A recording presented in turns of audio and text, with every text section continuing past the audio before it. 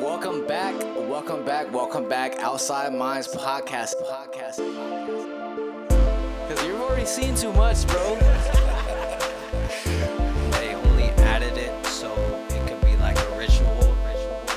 They're saying there's these, the end of times, right? There's all these signs. Do you think we would know? Like, do you think the general public would know this game? Take a picture for $5. You have a purpose in life, and if you don't fulfill it, you will come back until you fulfill it. Welcome back to another episode of the Outside Minds podcast. I'm your host and creator, Stilo Free. This is my other host and creator, .420. and we got a special location and a special guest today. We are in Koreatown. We are with a special guest. Her name is Arzu. She does quantum healing hypnosis therapy as well as past life regressions. We're gonna pass it on over to her for her to tell you a little bit about herself and where you guys can find her.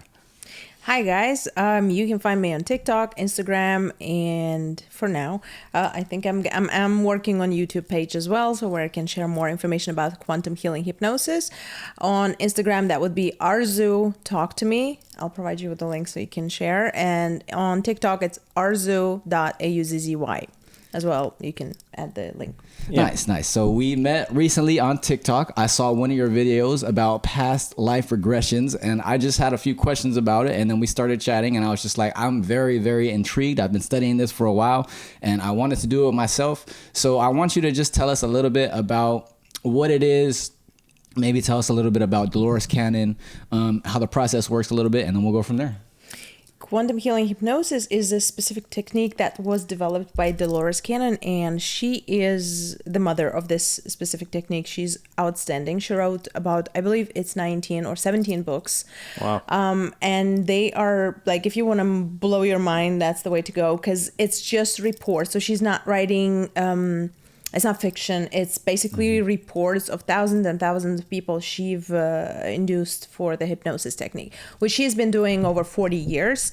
So that's when I was reading her books. I was very intrigued, and then I'm like, okay, no, I need to learn how to do this. Because I have my first education is psychotherapy, and I had practiced for 8 years back in my country as well. When I came here, I still had some online works with the clients that were there. But evaluating diploma here was such a headache and a lot of money, which I didn't have as an immigrant, and kind of passed. But started doing other healing techniques, and once I got to Dolores Cannon technique, that's when I was like, okay, this sounds good. This sits with everything that I know from my previous experience as a healer and as a therapist. So you can apply this. Nice.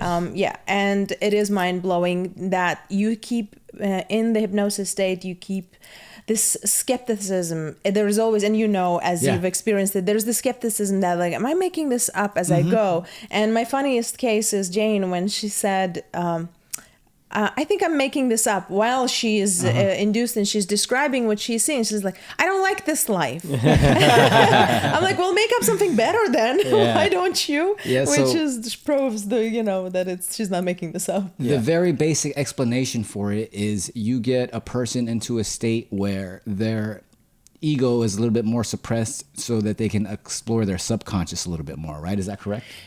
It is somnambulistic state, which is very, very close to sleep. But my task is to keep you there in the deep, deep theta, like at the border. And if you allow yourself, and I always say to the client when they come, I mean, you've done this work. You committed 5 to 6 hours of your day to do this.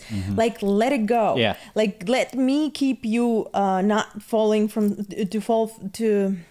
fall asleep from falling asleep, but just drop down as much as you can so you release the control. Exactly. It's there. You can always hear that voice of the conscious that is like monkey chatters, like commenting, I'm making this up. This is not real. This is crap. But it's like, that's okay.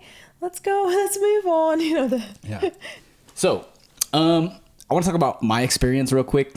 So basically I asked you, I had researched a little bit before, and then I asked you, does it help if you meditate? And you said it's a lot better for your experience if you meditate.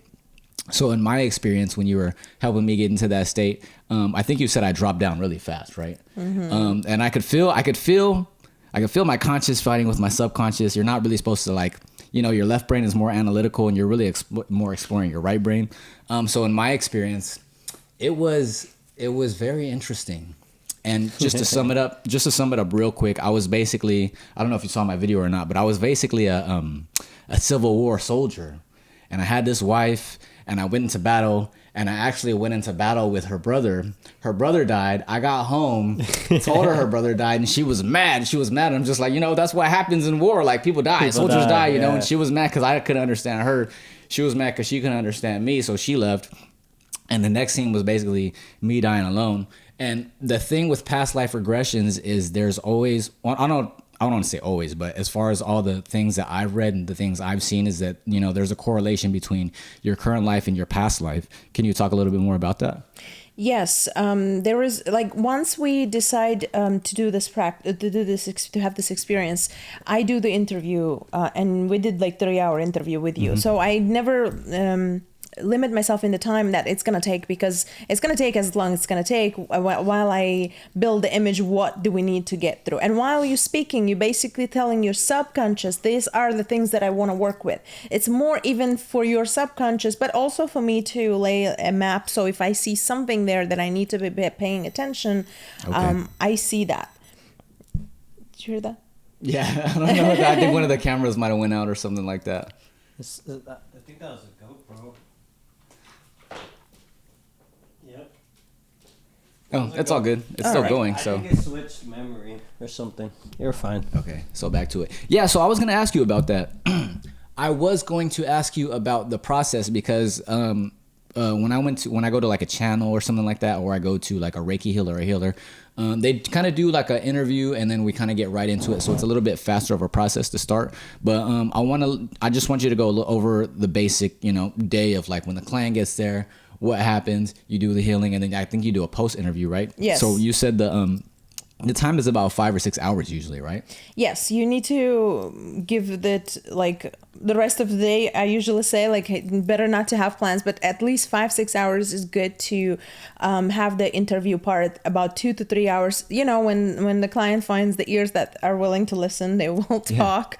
Sometimes like, okay, I feel like I know enough. Let's get to it. But the thing is, once you're speaking what you came with, that sends the message to your subconscious, the things that you need to work through now in the session.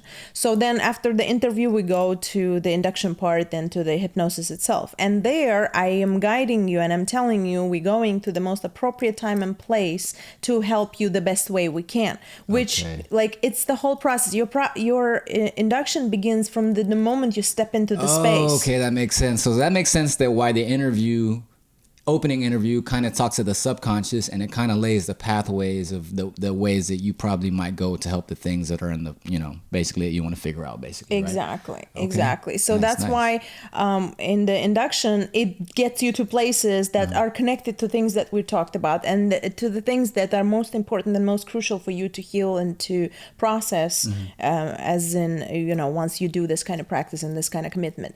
After the session is over, we go through the past life, and then after the past life is over, we release all the parts, we send them all back where they belong, because this has not been in traditional hypnosis. This was not been a case. They would open the doors and never close them, and then the traumas comes in, and they just carry over to this life, which is the last thing you want, like they're making it worse instead of healing you.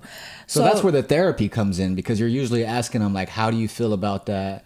And the post interview too, you would ask them how that relates to their current life, right? Yes, you remember we were like, first my idea of once we release the past life and send all the entities and beings that we encountered there where they belong, and then we go to the subconscious part, which is not the subconscious known through psychotherapy, like that's not the one.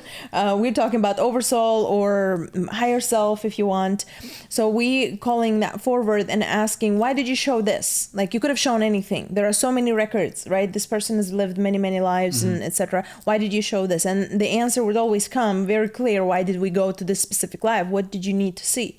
And then also We ask the current questions of the client, what he was wondering about in his current life, and then we release everything. We guide out, and then the purpose of the interview after is to see what you remember, because you feel, I remember everything. Give it 10 minutes. You remember like bits and pieces, like a dream. It fades away. But it's a good thing that you have a recording you can get back to. But also to see if, like, I've been seeing that, okay, this is this person, the same person. I'm like, I was wondering, did you see that? I don't want to, impose anything. So that's why. And you're like, oh my God, yes. Then you tell me the story after. You remember the connecting stuff. I did not know the story before induction. And then afterwards, he tells me the story. I'm like, connects the dots. Okay, I'm blown away. Like how pretty much exactly what happened, Yeah, we gotta get Todd in here for hypnosis. Oh yeah, I'm down. Let's see what kind of alien overlord or FBI agent he was in a past life. Like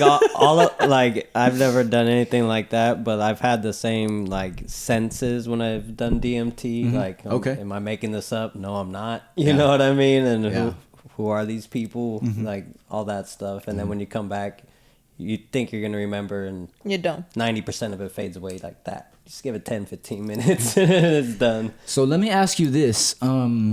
Most recently, you got into this a little bit more recently, but you've been into like spirituality and magic and stuff like that, astral travel and stuff like that for a really long time, since your childhood. Can you talk a little bit more about that? Yeah, absolutely. For some reason, I would save my lunch money for the magic books, esoteric books, and I would I had the membership in the library. I spent a lot of time, and they wouldn't give like the most interesting books. They were not to give that you can read them there. So like I would sit down and rewrite all those books. I have like notebooks and notebooks of rewritten books. I don't even know what they were about now, but they are there. My mom's like, what am I going to do with this? I'm like, just throw it away. She's like, no, but I can't. It's your handwriting, But yeah, like I would take, and I would have, if they would allow me to take a book home, I would have such a big penny, is like what penalties for not returning it on time. Yeah. Oh my Late God. fees. Like, yeah. So for some reason, I've had this immense interest since I was like 12, 13, and then going from there. I think I started meditating, practicing how to meditate, and there wasn't that much information back then, as we didn't have internet. Yeah. So like I started meditating when about around 16, a little bit here and there. I would have some very like almost scary experiences, like and now it gets better. Like now that I learned the astral travel and all those secrets, I'm like, oh, that's what it was. But 20 years later, like, oh, that's what it was. So tell us about that, because you were telling me that in order to really freely be on the astral plane, you have to face your fears. So can you tell us about that dog story? Oh, yeah, absolutely. So astral travels, I started practicing for a few months last year, started last year, like specifically doing it. I've done this when I was like about 20 or something. I still was at high school, and I had a couple of successful stories, but I didn't have anything to go off. I was going off of Paulo Coelho's book, and that has no description how to do it. It's just a fictional story with referencing astral travel. You know what I'm talking about, right? So now that I read Robert Monroe's all 3 books and love him. I'm like re-listening to them multiple times, because there's gold. There's so much information there. So basically, in one of my practices, I'm sitting there, I'm laying down, and I've heard people say you got to do your shadow work. It's dangerous to go there, but I'm curious mind. I'll do it. So every time I would cross the threshold, there's like a term. I mean, it's not real threshold, but there's this time when you start sliding into astral. Because the fears are instant, they are jumping at you right away, because it's instant manifestation kind of space. Anything you think of a giant elephant, that's what's going to appear in the room kind of situation. So, and I'm afraid of dogs for a long time. I've been bitten with big dogs. No good. I'd be afraid of dogs too. Yeah, and then trauma. Guess what? That like huge, like Staffordshire kind of, I can't remember the breed, but something like that, or pit bull, but huge, like, those leopard printed, like not printed, but the coloring, they have the stripes, they're beige with looks like leopard almost. Oh, tiger. Tiger, yeah. Tiger, yeah. Tiger. So that kind of, and it comes at me. So a couple of times, basically, it reaches me, and of course, I jolt back and I'm full awake and freaked out because it startles you, right? Anything startles you, that's low. Alarm going off, the chest beating to you, like it feels like your heart is gonna pump out, and then you wake up and it's absolutely normal beat. That's the threshold that's trying to keep you from that, away from that. But this dog kept coming up. So for like about a week, that dog freaking tortured me and kicked me out of the astral the moment I stepped in it. Wow. So I was so pissed off. I'm like, okay, no, I'm going to do this. So clear your I have to fears. defeat this dog. Defeat this dog. And I'm like, okay. So in Russian, we have this word, chiburashka, which is like, oh, it's a cartoon kind of character. And if I like something, I would go, oh, chiburashka, like, you know, like you talk to a cat or a puppy. So this is what pops in my head. And I see that dog and he's growling and is ready to leap at me. And it's pretty far away, but he's going to like run at me really fast with his big teeth and like saliva dripping. And I look at him and I'm like, Chimurashka! I feel like I literally fought anything. Like it was counterintuitive at any means that it can be.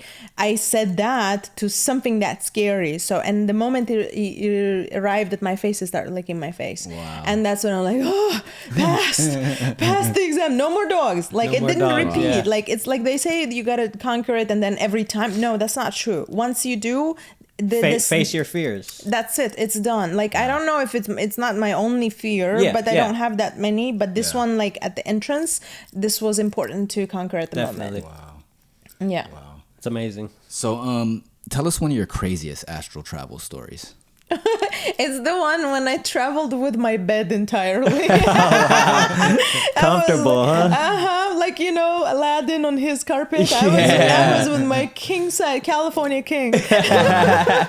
Like, this was when I think the surrender does a lot of work in astral. So basically, weeks and weeks trying, I get few seconds in astral and I pop right back in. And I was laying there for 3 hours still. 4 hours sometimes. Like it's annoying when you do this much work and you just get a couple seconds and then kicked out and you're like, when is this gonna happen? So at some point I said, you know what? And I can never sleep on my back. And I said, you know what? If I'm gonna astral travel, I can astral travel in any position. So I flipped on my belly, hugged the pillow, like, put my face on it. Like, I'm like, screw this, basically. Like, this was forget about it. Forget about it. This is not happening tonight. I gave up that night. So I flipped on my belly and I'm sleeping. So basically I feel dozing and it starts vibrating. The lights come in and I'm like, oh, really? Okay. Wow. Well, since we're here, when in Rome. So I'm like, okay, let's see what's happening. And I feel there's this like a portal kind of thing in my closet opening and my bed gets sucked in it with bed. That's and I'm crazy. like, oh, okay, so that's how it's gonna happen. I thought it's gonna be some subtle thing. Yeah. No, fully with the bed, you're just flying away. Wow. And I was like, okay, and I'm trying to lift my head and I'm trying to do it without waking up, so without actually moving my body. But the moment I did that, I'm like immediately my head like, phew, it was super light and I hear Russian speech in the room. Oh my God. And my room, it looks like my room, but it's like more extended and there's one more bed. And I'm looking at and I hear the Russian speech and I understand and I speak Russian, but I can't put the words together. My brain is not working properly. It recognizes the words, but can't make out any sentence what they're talking about. And basically I'm trying to see what it is. And I saw the guy laying in this like straight jacket with white gloves for some reason. And there's this black being at the heads of him sitting like in this black coat or cape or something. And he's talking to him like this. And the guy is responding and this happens in Russian. And the moment I feel like, okay, this is like the vibes that I kind of don't welcome anymore. I'm kind of cool. This gets scary. I'm like, away. It's like a sleep paralysis monster. It's a monster, yeah. But this is like, I'm getting out of here. Basically, there is this technique. I don't remember the guy's last name, but his name is William.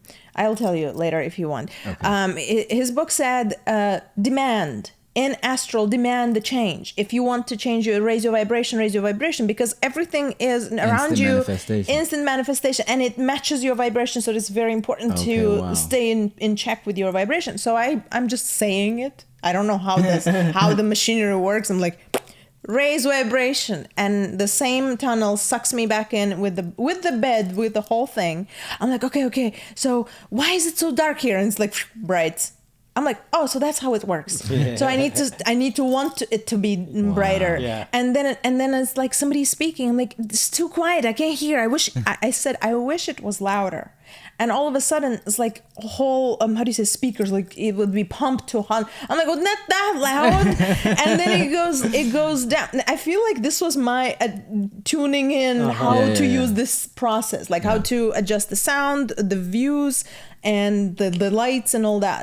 And it worked. And I'm like, okay, now destination. I need to have a destination. So my father passed away last year. Wow. I mean, in July it was a year, so it's a little over a year. So I said, I want to see my dad. Mm-hmm. And immediately I am transported with the whole bed again, which blew my mind. I've heard people saying like they disappeared, the bed stays, they go. I went with the whole thing.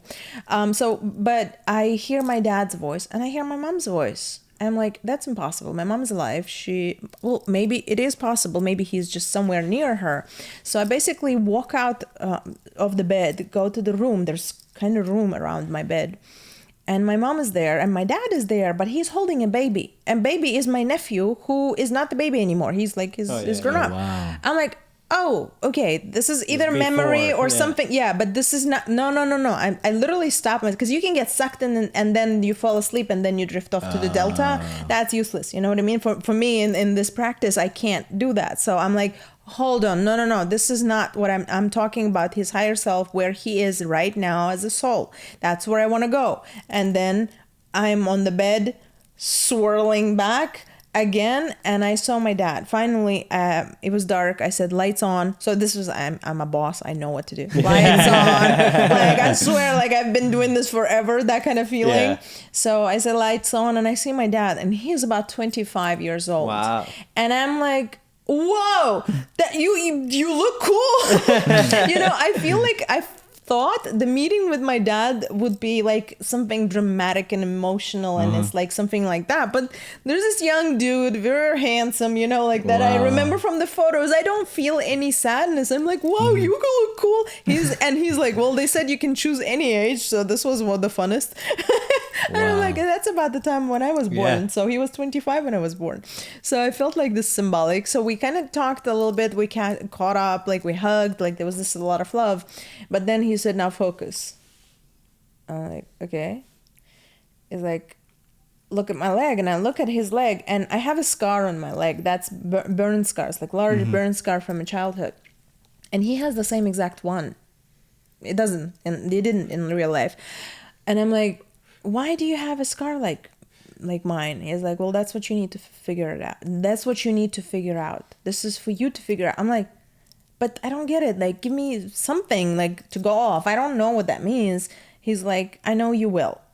And I'm trying to touch my leg, and the moment I touched my leg, I popped back in my body, because that's what happens. You think about your body, physical, you get you get brought back to the physical. Yes, exactly. So whatever you think of, that's where you go. So stay away from the thoughts about your body. Don't think about your body. Like I said, it's all these parallels when I've done DMT, and like even when I did, I did it for Jake, right? I was like not a shaman, but I was his guide. Yeah. And he went with his dad who passed and kind of made amends for a bit. And, you know, and this is all within 10 minutes, you know, but in his head, he traveled this place, that place. And it's all these parallels. It's crazy. Wow. I actually I went all over Reddit because I needed some help. A rabbit hole. A rabbit hole. And I read the story of the guy who was, or the girl, she was stuck in astral, as she said, for 2 years. Wow. Oh, but then when she woke up, it was only 24 hours. But still, she slept to 24 hours. You remember Ari Shafir's story on Salvia? He said he lived a whole lifetime under sea. Yeah.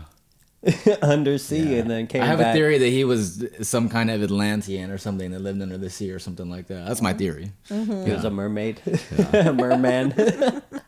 But yeah, so you've been into, magic or spirituality, like, and stuff like that for a long time. For me, myself, when I was studying that kind of stuff, I was into like Hermeticism, Gnosticism, Kabbalah, Hinduism. Like, there's all these different systems, but when you get down to the core of it, they're kind of teaching you the same thing. And why I mention this is because these systems are the kind of systems that help me understand what it is. I feel like different systems help different people. Are there any ones that you favor that kind of help you understand maybe your work or things you're doing?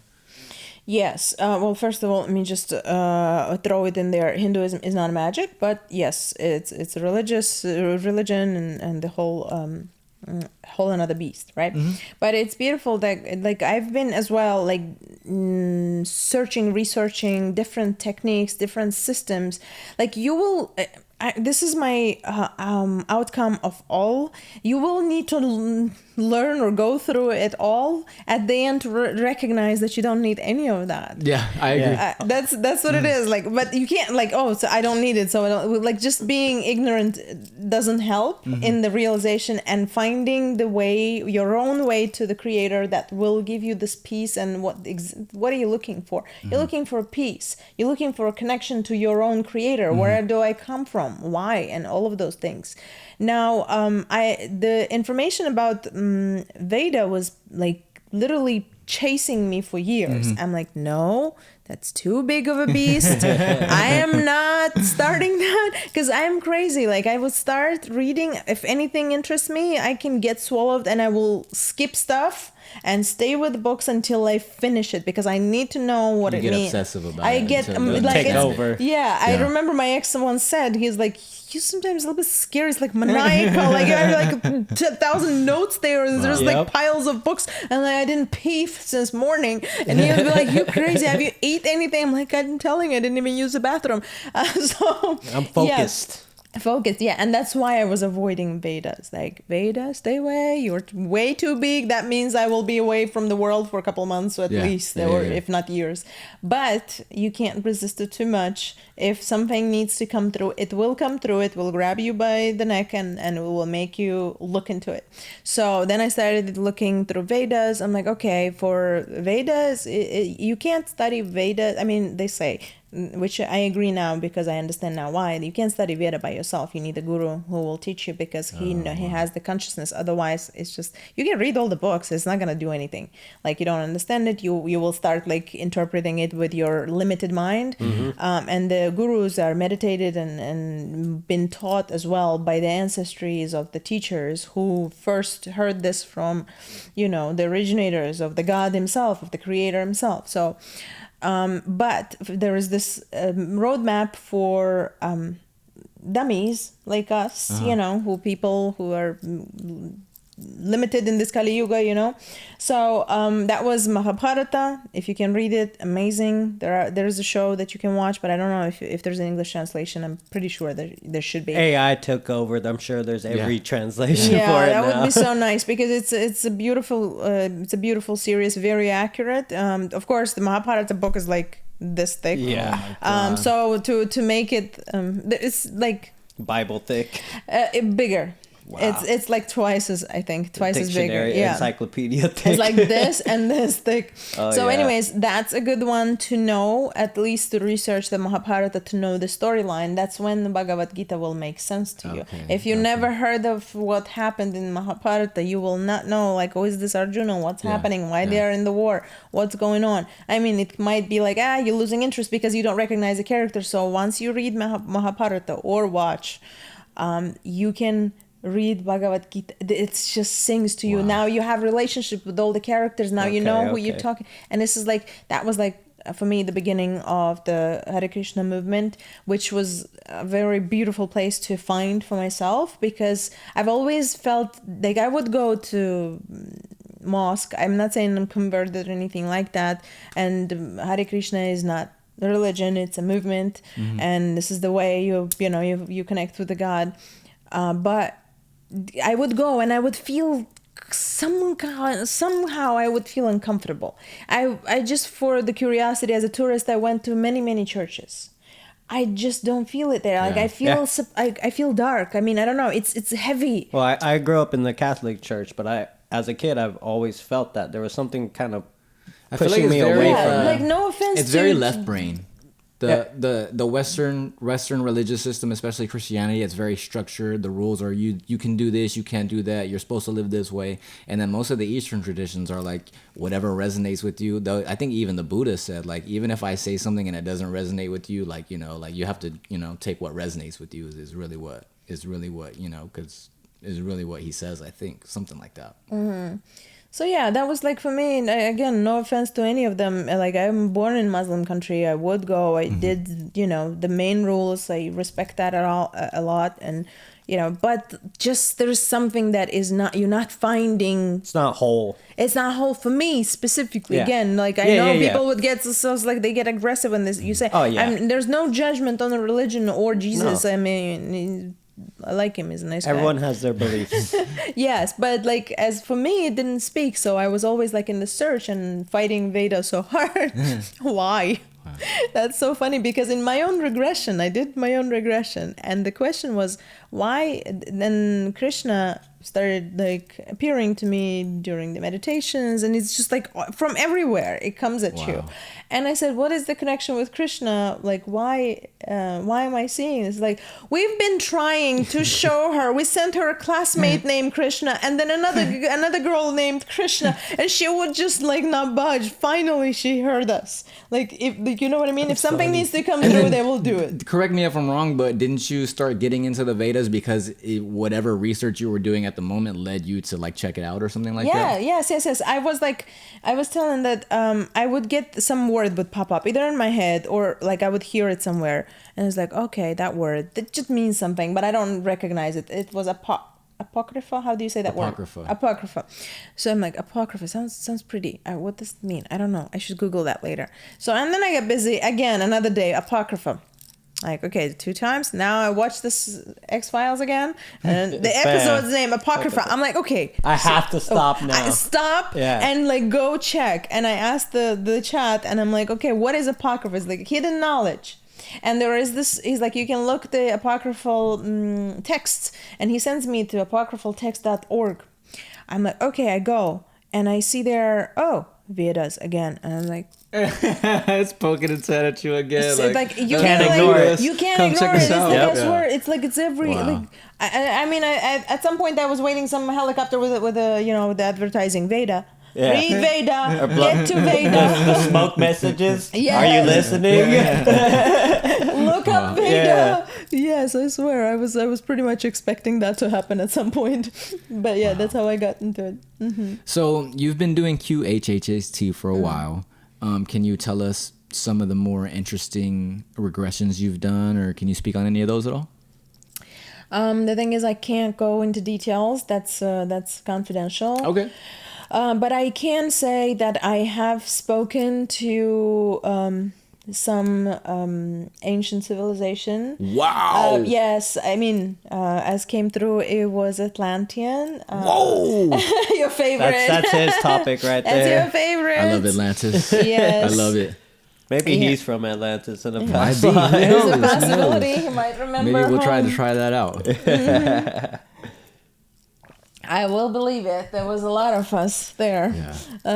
But yes, I had that once, and I for myself didn't know much about Atlantis. Mm-hmm. I mean, I like the name, the basic thing, but I never got diving deep. But and I didn't know. Apparently, then I read Dolores Cannon's book. She also regressed a lot of people who were from Atlantis, and I'm like, oh, that makes sense. I had pretty much the same experience when they said that Atlanteans lost their humanity at some point. Like they were like they didn't care. They would mix like animals with people for just shits and giggles, and that was inhumane. And then they would chop them up and just dispose because like this didn't work out, but they still had the soul, it's still so even though you created it, it still was alive. So that's why then they kind of started abusing that power, and they like it's like there was this the case when it's like I don't like this, I I just don't want to be here. I can't stand them anymore. This is horrible. It's just, like, she basically was watching. She was some kind of servant in the lab where this was happening, and she was like, they kind of assholes. I don't like. So like she was pretty much insulting them. I was like, okay, we don't have to. Let's move, because like if the client gets uncomfortable, I have to take care of them. Yeah, their well-being and their emotional comfort is the primary top priority. Yeah, top priority. Like not the client. Because you're a therapist as well. So Yeah. For me, the well-being of the client is the most important thing. Everything else is like, yeah, you can be entertaining curiosity, but I can take her out there and ask the subconscious higher self to explain what she was supposed to see, what she was supposed to notice there. So. Wow, that's interesting. I know when I was doing my regression, there were a few times where I think my state of mind was going like up and down, like how far of, my higher self I was channeling versus like how far my individual self was. Can you talk a little bit about that, and then talk about like, because I think my voice was changing a little bit, right? And then even kind of the way I was speaking about the context of what was going on a little bit. I don't know if you remember this, but yes, I am there. I'm not with my closed eyes. I am looking. There's a dim light, so I can see the entire face and body. And if you switch to beta fully, start breathing from chest, that doesn't happen. But like I think I can see this shift is happening. I gotta like slow down and get you back down. But once the interference begins, there's this. It's like a struggle. There's this unease at the body is fighting, and then it's like, okay, let's ask Jeremy to go to this beautiful place to hang out there. It's super interesting. Smoke some pipe, drink some coffee, let us do the work. Yep. So yes, there's a fight, and I'm watching for the signs, and the voice changes. You can hear it.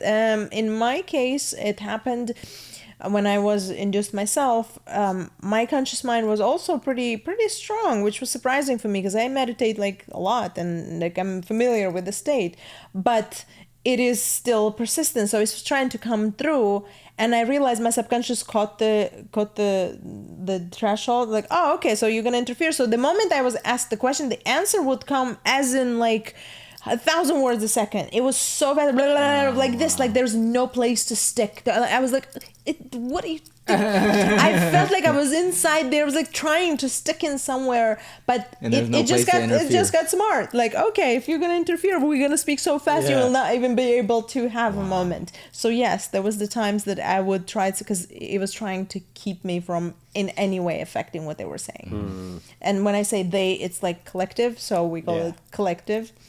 So it's always like we try to tell her, like he knows, but she doesn't listen to us, like those kind of things. You can hear that it is collective. It's not one. The process is very similar to Akashic record readings, especially when you're reading your own Akashic records, because you're pretty much trying to bridge the connection between yourself and your higher self. And with that being said, when I was studying it, I think my strongest thing is claircognizance. It's really more of a knowing than like more of a visual. So when I was doing my regression, like I would kind of get visuals. It's a little bit more of a knowing though. Like when you would ask me stuff and I would answer, I would be kind of more of like, what does this smell like, or what does it feel like? That's kind of more of a knowing. But like when I first started, like when I was talking about the horse, I was like, okay, I see a horse. Like I do see stuff, but it's kind of more claircognizant. Do you feel like different clients, kind of visualize things different, or kind of might, pick up things differently? I am pretty sure everybody sees differently. There are people who are easy to visualize, but it's never an issue in the process of hypnosis, because everybody get hypnotized multiple times a day. Like that's proven. Go search it. Like it's not a secret anymore. It's not woo-woo, and everybody can, if you can remember, for example, what you had for a lunch today, you can be hypnotized, right? So, okay, it's like, I can't remember, but we'll sit down and remember. Lunch, just like that's been a couple hours ago, right? Even if your memory is shit, you still can remember. Yeah. So, which means if you can pull out the information that you've seen, you have an access to it. Yeah, tap in.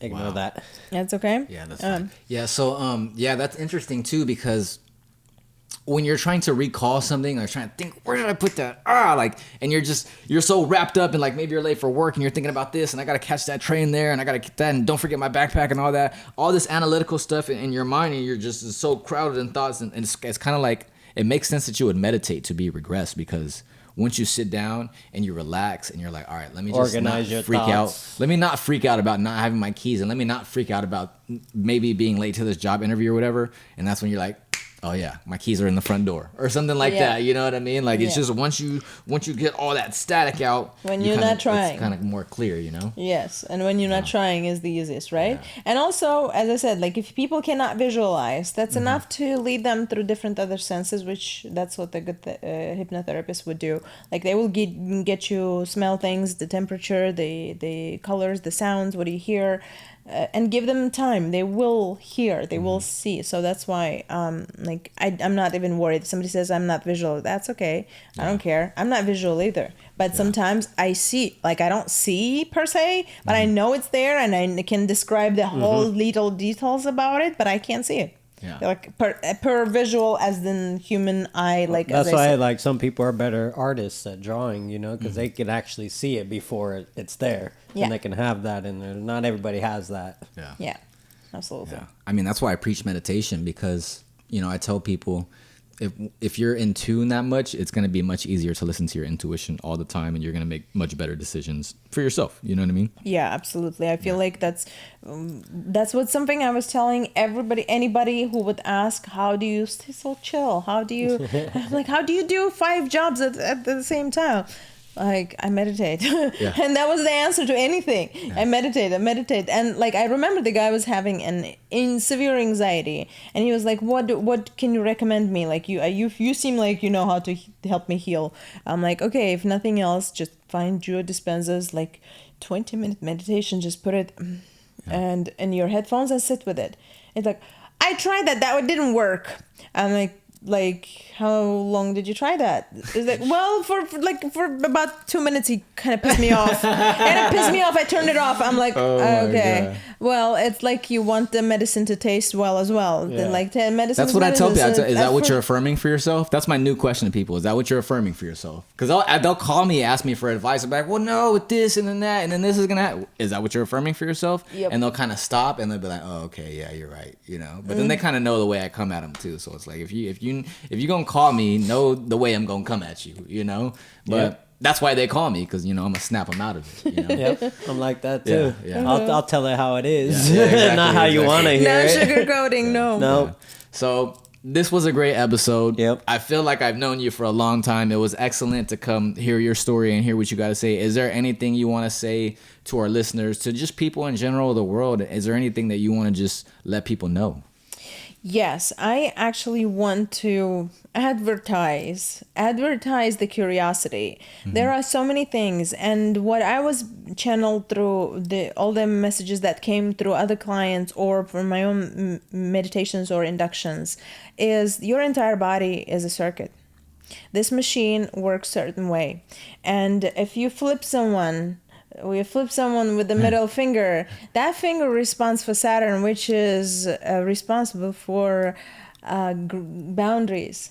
Like, imagine how it is all connected. And a lot of symbols, that mudras, if you can look into mudras, it's really, like, it's very easy cheat codes. And as one of those cheat codes, and can I say about my book here? Yeah. As one of those cheat codes, I have developed a book, and it's going to be free. You can download it. Look out for that. Look out for that. It's coming very soon. It's in the editing process. It's called WTA.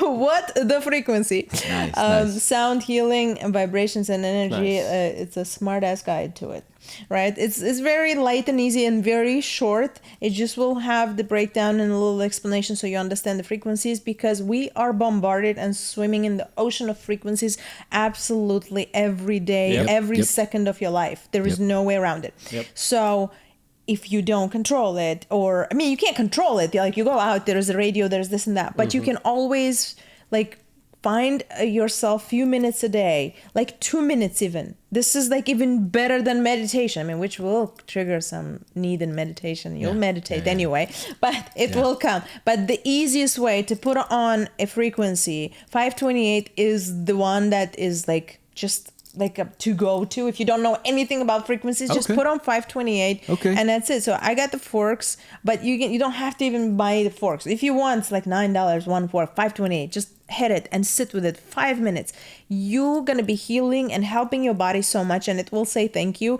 If you don't want to spend any money, there's an app, I think it's called Tone Generator. It's absolutely free. I'm not affiliated in no way, but you can just put 528 frequency, have it on very quiet so it doesn't bother you, near your water. Good. You're taking a shower, put it on somewhere so hear it. That will do a lot of good to your body, and I feel like it's one of the easiest ones, that because you're always hearing stuff, control at least for 5 minutes a day to heal and help your body. And I am not telling you, there are frequencies in that book. I gave you descriptions, frequencies to help astral travel. Good.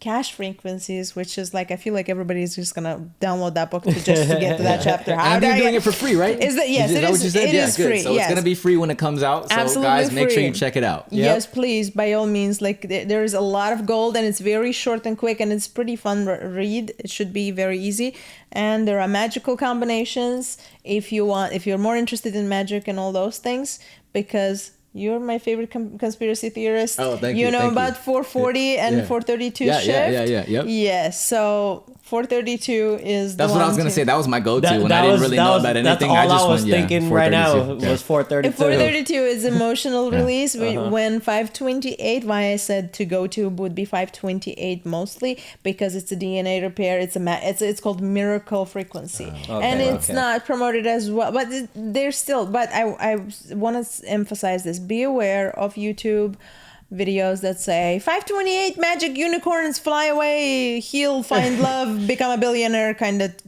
like 10 hours. So I put one of those because I didn't know how to generate just a simple tone. I didn't have any fork. I put that, and I ended up puking my guts until morning. Oh my God. So understand, the frequency can mess you up. Also, person was uploading it, like, the energy work, he might have been messed up or something, like he was upset or something, whatever that was the reason. This was, first I thought detox, but it was such a heavy duty, and there was not that much to detox because I live pretty healthy life. I meditate a lot. I go to temple. I sing Hare Krishna. I'm okay. You know what I mean? Wow. But so be careful with the frequencies that advertise it, unless you know how to check. There are also apps to check it, but it's too much work. I feel like just put on 528, you'll be fine. And please download my book, read it. Yes, you're gonna love it. Nice. Well, thank you for welcoming us here. This has been another episode of the Outside Minds podcast. This was excellent. Quantum healing hypnosis, past life regression, Dolores Cannon. We covered a lot of it. I'm pretty sure you're gonna be back on pretty soon. So once again, thank you for coming on. Thank you for allowing us to bring the show here, and we're gonna sign out. I'm Stilo Free. This is 420, and we outs.